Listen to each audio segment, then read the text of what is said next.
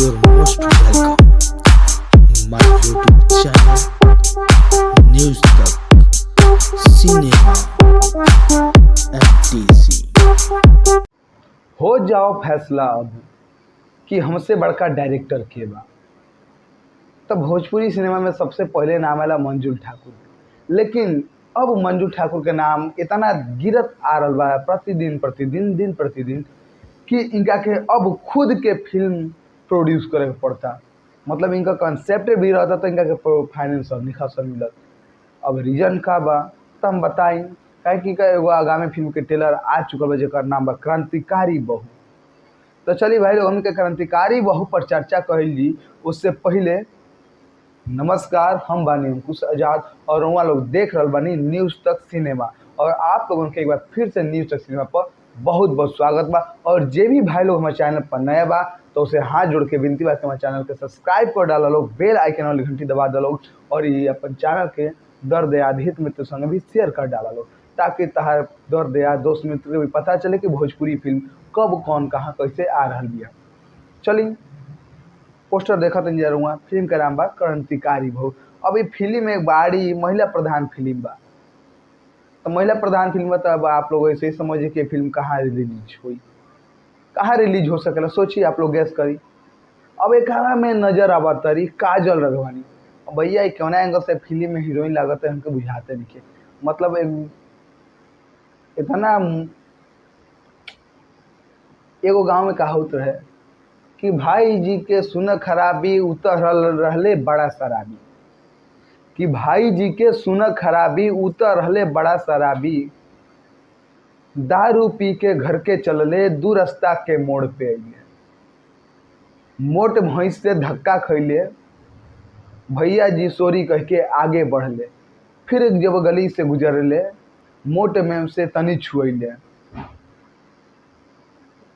जब थोड़ा सा आगे बढ़ले मोट मेम से तनी छुएले, दारू के नशा में उनका न बुझाइल, मुंह से उनकर आवाज ही आइल कि क्यों ना के भैया ई भैंस खुलाई। भैया आप लोग समझिए लोग कि केकरा खातिर हम बात कह रहल बानी। अगर समझ नहीं आता आप हमारे वीडियो का लाइक कर दी और कमेंट भी कर दे कि भाई के हो। चलिए कहानी का थोड़ा सा ब्रेक कर लिया, हमने कहा अपन मेन मुद्दा पर क्रांतिकारी बहू। अब भाई कहे काजल राघवानी कितना फिजिकल फिटनेस है, इतना मेंटेनेंस बाना भैया। हे माते, कहाँ से फिजिकल ट्रेनिंग लेते हैं आप भोजपुरी हीरोइनों को ही नहीं बल्कि साउथ के जो पतर की हीरोइनियाँ है ना, जो कुपोषण का शिकार है, आप उन्हें बताइए कि आप ऐसे फिजिकल में आइए ना, सुंदर लगेंगे ना। साला मैंने ये हीरोइन है साला यही से भोजपुरी फिल्म के ना लोग देखल बंद कर दिले बा। ना कोनो फिजिकल फिटनेस बा, ना कोनो एक्टिंग बा, ओवर एक्टिंग के भी दुकान बा। चली तो फिल्म के भैया निर्देशक के बारे हमने के थोड़ा सा निर्देशक निर्माता पर बात कर लिया फिल्म पर आवल जी।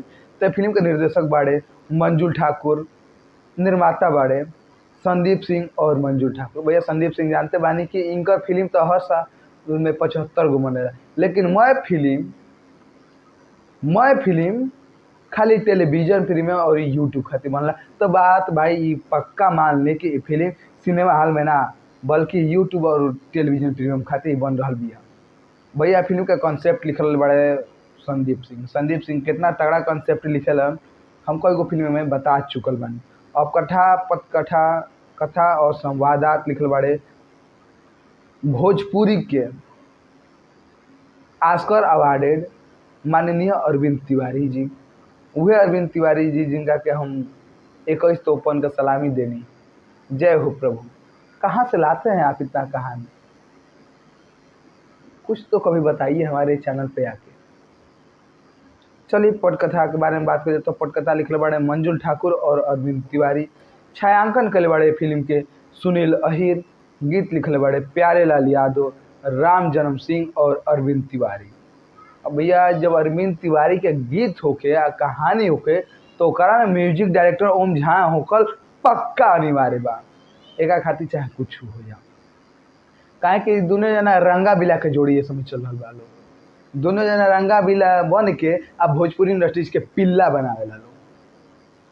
रंगा एगो बिला मिलेला तो भाई भोजपुरी इंडस्ट्रीज के एगो पिल्ला निकलेला।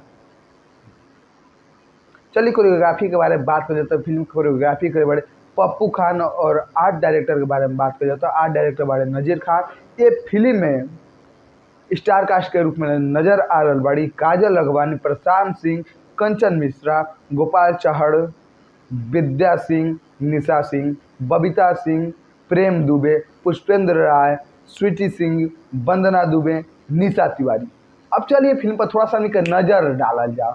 अब फिल्म में यह नज़र बा क्रांतिकारी बहु मतलब समझ सकते हैं जी कि तोड़म ताड़िंग दंगा, गर्मी टेंशन हो या ठंडा, क्रांतिकारी चलेगा, अपन रुकेगा नहीं रे बाबा, अपन क्रांतिकारी करेगा। तो क्रांतिकारी बहु मतलब समझ लीजिए कि फिल्म में काहे खातिर क्रांतिकारी हो सकता है, गेस करी, कल्पना करी आप लोग। तो एक में पैसा खातिर मतलब गांव जीवार में नया नोचर कनिया आला तो गांव में लोग तन ताना मारला दहेज के लेके कुछ एथु लेके, तो यही पर थोड़ा सा बवाल उठा था भाई। इनका लोग जबरदस्ती कहता ना, अरे तोर बाबू हमके दहेज नहीं खान देले, तू हमारे घर से निकल जाओ, तू हमारा के तलाक दे दे हमारे लड़का के। और ही पर भैया ये कहानी होता कि भैया उनका के प्रताड़ित करके घर से निकाल दिया जाता। और प्रताड़ना देख के कहते रही अब समाज ये पुरुष प्रधान समाज बा।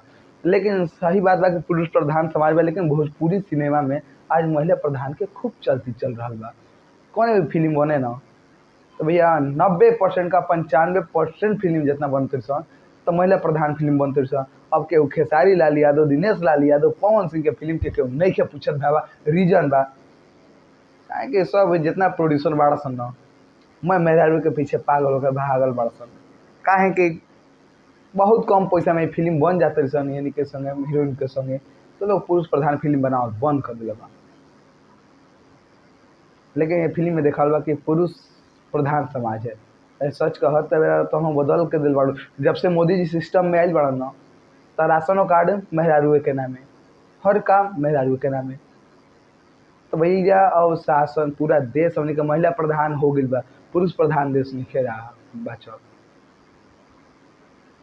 लोग जमीनों किनता ना तो अपन मेहरारू के नामे किनता, काहे कि टैक्स कम देवे पड़ी। तो कहाँ से पुरुष प्रधान, पुरुष मतलब लड़बक हो चुकल बा। इस समय चलिए कि मुद्दा पर एक बात ना करिए, काहे कि सामाजिक मुद्दा है, क्या छोड़ा जा हमने के फिल्म पावल जा। तब वो हथियार उठावत तरी जितरे अमिताभ बच्चन अपन फिल्म में उठेले रहल शहंशाह, दिन में कुछ और रात में कुछ और, वह काम क्रांति मैंने सेम कंटेंट, वही कंटेंट है, बस कहानी थोड़ा सा घुमा दिया गया है। और भाई फिल्म कितना तगड़ा दिया। अगर आप लोग काजल रघवानी के फैन बाड़ी तो वह फिल्म देख सके नहीं, लेकिन अभी फिल्म के रिलीजिंग डेट के कोनो गारंटी नहीं है। क्या कि भाई देखिए एगो फिल्म आई रही है सेनूर 1 साल पहले ट्रेलर आयल है और ये फिल्म 1 साल बाद रिलीज हो। अब ये फिल्म कब तक आई कोने के बारे में गारंटी नहीं है। हाँ ये इतना पक्का बा कि फिल्म टेलीविजन प्रीमियम पर और यूट्यूब पर ही आई, आपके हाल में जाए के कोनो जरूरत ना पड़ी। भाई क्रांतिकारी बहू के बारे में मैं इतने कहूँ, और ढेर करें तो भाई हमारो दिक्कत हो जी। चलिए हम आप लोगों से विदा लें और वहाँ लोग इस तरह देखते रहे न्यूज़ तक सिनेमा। और हाँ भाई जाए से पहले एगो बात बा कि अगर आप लोग हमसे पर्सनली जुड़ल चाहते नहीं तो हमारा इंस्टा आईडी पर हमके फॉलो कर लीजिए। आईडी बा नाम बा ऑफिशियल अंकुश आज़ाद। अगर आप लोगों के कोनो सवाल बा पे बेझिझक निसंकोच हमके इंस्टाग्राम आईडी पर हमके मैसेज करिए, आपके हर मैसेज के रिप्लाई दें और भरपूर कोशिश करूँ कि वहाँ पे भी आप लोगों से हम हर फिल्म के बारे में चर्चा कर सकी। बाकी आप लोग इस तरह देखते हैं न्यूज़ तक सिनेमा। नमस्कार, हम अंकुश आज़ाद। जय भोजपुरिया समाज।